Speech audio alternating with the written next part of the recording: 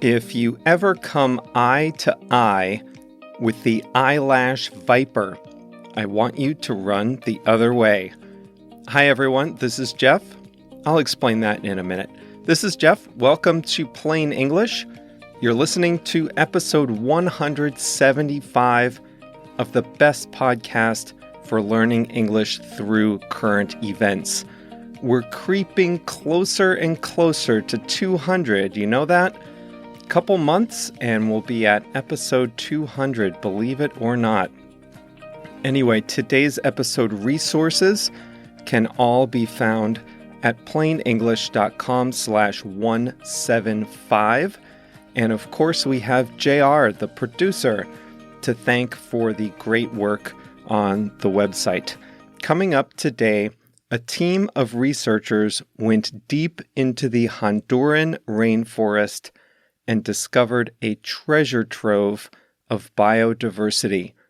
Hundreds of species were discovered roaming around the rainforest, and many of those species were thought to be extinct. We'll talk about some of the creatures they found, and I'll count down my 5 scariest looking creatures from the Honduran rainforest. Later on in today's episode, I'll explain what at the behest of means. This is an advanced expression, at the behest of. It's a good one for some of our more advanced listeners. And it's Thursday, so we'll have an English song of the week. Just a very brief reminder that JR sends out some additional episode resources every week by email, totally free. To get those, just visit plainenglish.com/mail.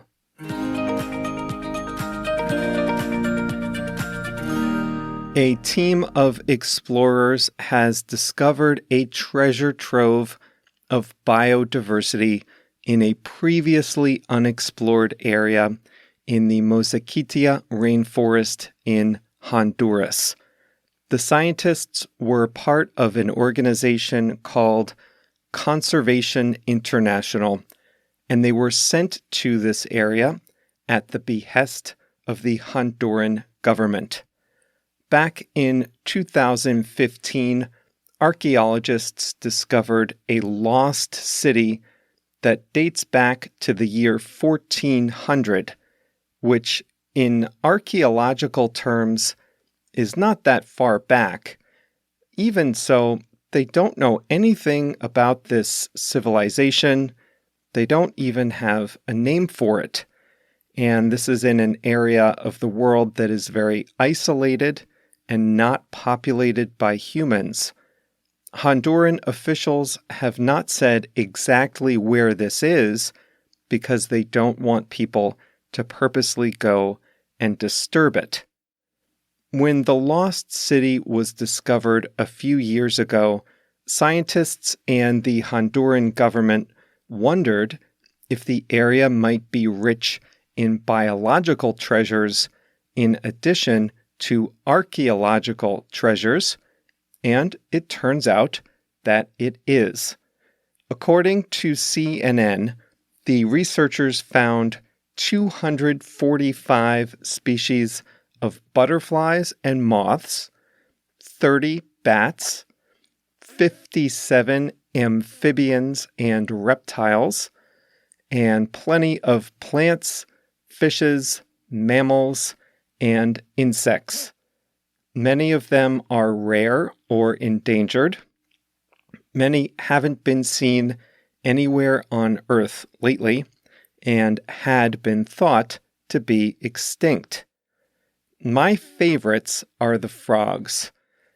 My absolute number one favorite animal discovered in the Honduran forest is the red-eyed tree frog.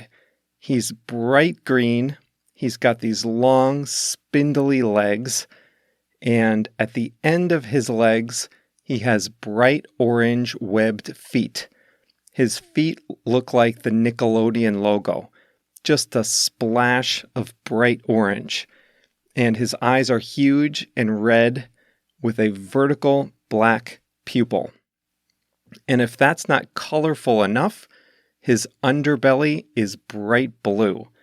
This guy, the red-eyed tree frog, is my favorite. The other one I like is the glass frog. The glass frog is almost like a translucent green. Translucent means you can partially see through it. And he's got these huge eyeballs that look like ornately decorated pottery. There were some pretty butterflies too. The morpho butterfly is a bright blue, white, and black butterfly. Sometimes the names of the animals they found are oddly specific and very descriptive. Take the worm salamander. If you look at this thing, that's exactly what this is.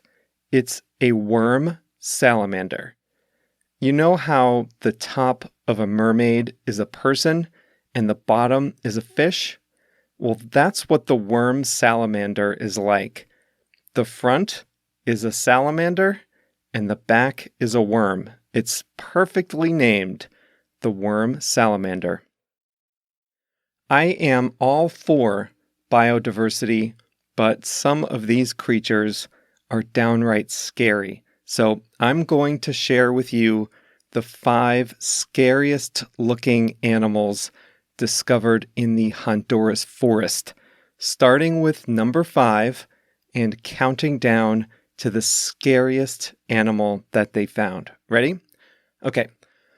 Starting off in position number 5, the ornate hawk eagle. The eagle, you may know, is a symbol of the United States, and this bird is beautiful. Now, I thought that until I found out that it preys on, that means it eats, it preys on the great green macaw. The macaw is like a big parrot. He's the same size as the eagle. So if this ornate hawk eagle can eat a macaw, then no one is safe, least of all me. So that's the number 5 scariest creature found in the Honduran forest. Number 4 is the water crab. Now he's probably harmless, but he looks like a slug, and he's actually a crab, and crabs kind of creep me out. Number 3 scariest animal is the harlequin beetle.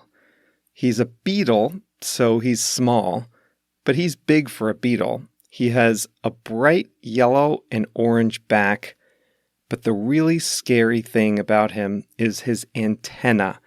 These antennae are at least twice, if not 3 times as long as his whole body. Now, the second scariest looking animal is the pale-faced bat. This guy has the snout of a pig, the teeth of a rat, the ears of a cat, and he has this cat ear-like thing on top of his nose. This guy was last documented in Honduras 70 years ago. They thought he was extinct, but he survives in this area. The pale-faced bat. Drum roll, please. The number 1 scariest looking animal discovered in the Honduran rainforest is the eyelash viper. This is a yellow snake with a huge head, a huge jaw. And when he's hungry, his jaw opens so wide that it looks like an alligator's head on a snake's body. And he's got this creepy eye right on the side of his head, and he just looks right at you with that eye, his mouth open, his teeth. Wikipedia says he eats small rodents, frogs, lizards, and birds. The snake eats birds. But, according to Wikipedia, he's not aggressive. I don't think I'm going to take my chances with that. This guy is going to give me nightmares for a week. He is the number one scariest looking animal that they discovered in the Honduran forest. If you search online for Conservation International, you can find a huge slideshow, lots of photos of these creatures, and you can tell me what you think of them, but they are scary, some of them.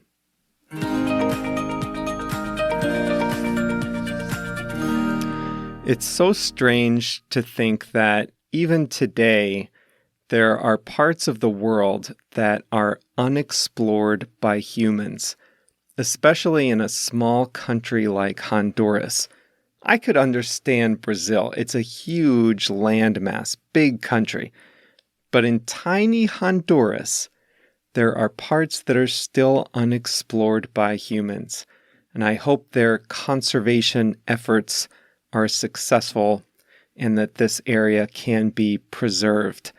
I want to say thanks to Fanny from Honduras for suggesting this topic, and hello to Mauricio, Henry, Mario, and Sophia, our listeners from Honduras.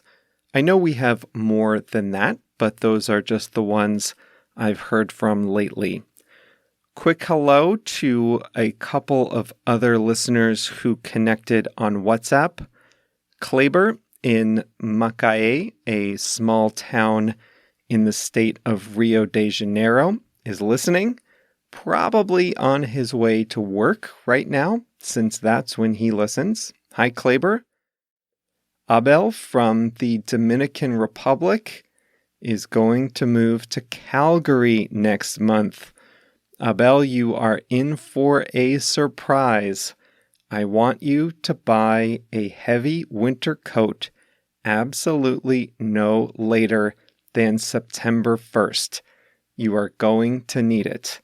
But I wish Abel the very, very best of luck. He's going to study business in Calgary.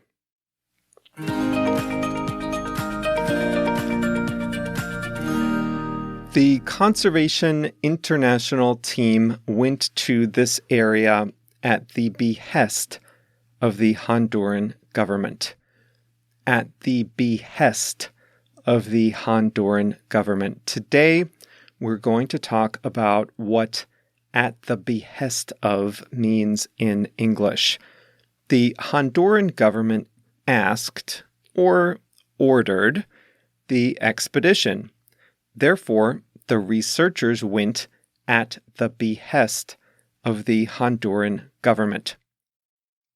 This is a good phrase for our more advanced listeners to use. It's not very common, but you do definitely hear it, so you should all at least recognize this phrase. I'll give you a few examples. You know, we have a national day for everything in the U.S. It's all marketing gimmicks. Well, we have a National Ice Cream Day, and it falls on the third Sunday of July.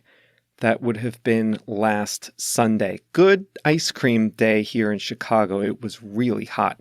Anyway, National Ice Cream Day was established by the American President Ronald Reagan, probably at the behest of the dairy farmers in his home state of California. I hate to spoil the innocence of National Ice Cream Day, but it was probably created at the behest of big farmers and not just from the president's love of ice cream. The shoemaker Nike was all set to release a special shoe on the 4th of July, but one of their big athlete spokesmen objected to the design. So, at their spokesman's behest, Nike pulled the shoe from retail stores. I'll spare you the details. It's the latest cultural controversy here in the US, but at the spokesman's behest, Nike pulled the shoes from store shelves. Because the spokesman requested it, Nike decided not to sell those shoes. When you use at the behest of, you are conferring some power or authority on the person making the request. Nobody does anything at my behest. I don't have any power or authority. Not like the Honduran government, the dairy farmers of California, or a powerful Nike spokesman. Look, not even JR does anything at my behest. In the vast, vast majority of cases, you want to use the word request. So, at my request, JR sent me the song of the week early this week. Oh, wait, no. That's a bad example. That never happens. How about this one? At my request, JR edited a little extra audio for a new page on the website. That's a better example. At my request, because I'm just a normal person without any special power or authority. Now let's try one more with behest. An important hearing was called at the senator's behest. That's how you use behest. The senator is in charge. He or she has the power and authority to call a hearing. If this senator wants it, then the senator shall have it, right? The meeting was called at the senator's behest. All right, the song of the week today is Travelin' Through by Dolly Parton. Every so often, JR and I have to balance things out. We love getting nominations from listeners, but we don't want to always draw on the same type of song. We need to provide a variety. And we haven't had any country songs nominated, so I wanted to nominate my favorite Dolly Parton song. This song, Travelin' Through, appeared in the 2005 movie called Transamerica. Good movie and a good song. The first two lines of Travelin' Through set the theme for the song, and really for the movie. She sings, "I can't tell you where I'm going. I'm not sure where I've been, but I know I must keep traveling till my road comes to an end." Good song, Travelin' Through by the country singer Dolly Parton. In fact, the rest of the soundtrack has some good country songs on it too. If you can find the soundtrack to Transamerica, you'll hear Take 'Em Away, Lay My Burdens Down, and There's a New Moon Over My Shoulder. Those are all good examples of classic country music. And if you're looking for a good movie too, Transamerica, it's available on Amazon for $4 to rent. It's a good one. If you would like to nominate your favorite song in English, send your song to jr@plainenglish.com. And before we go, I have to correct myself. A previous song of the week was nominated by Junio with a hard J from Brazil. I think I said Junio. Now, Junio's last name is a famous city in a Spanish-speaking country, so maybe I was thrown off by that. Junio from Fort Lauderdale, by way of Brazil, nominated American Pie a few weeks ago, and I had to make sure to correct myself, get his pronunciation right. That's all for today. Hey, I haven't given the WhatsApp number out in a while, so I wanted to remind you guys that I do send out the occasional message on WhatsApp. Not too much, just once every couple of weeks. I'll send a video or a cartoon or something. So here's the number, +1 312 967 8757. You can also just go to plainenglish.com/WhatsApp from your phone, and that should open a new message to me. Whichever is easier for you, plainenglish.com/WhatsApp. Say hello, introduce yourself, send me a voice message, tell me who you are, what you're up to, and why you're listening to English. I love hearing from listeners that way. All right, that's it for today's episode. Thanks for joining us once again. JR and I will be back on Monday with episode 176. If you enjoy listening to Plain English, then I'd like you to consider joining Plain English Plus. With video lessons, faster audio, flashcards, and online courses, it's the best way to take your English to the next level. Visit plainenglish.com/plus to read all about it.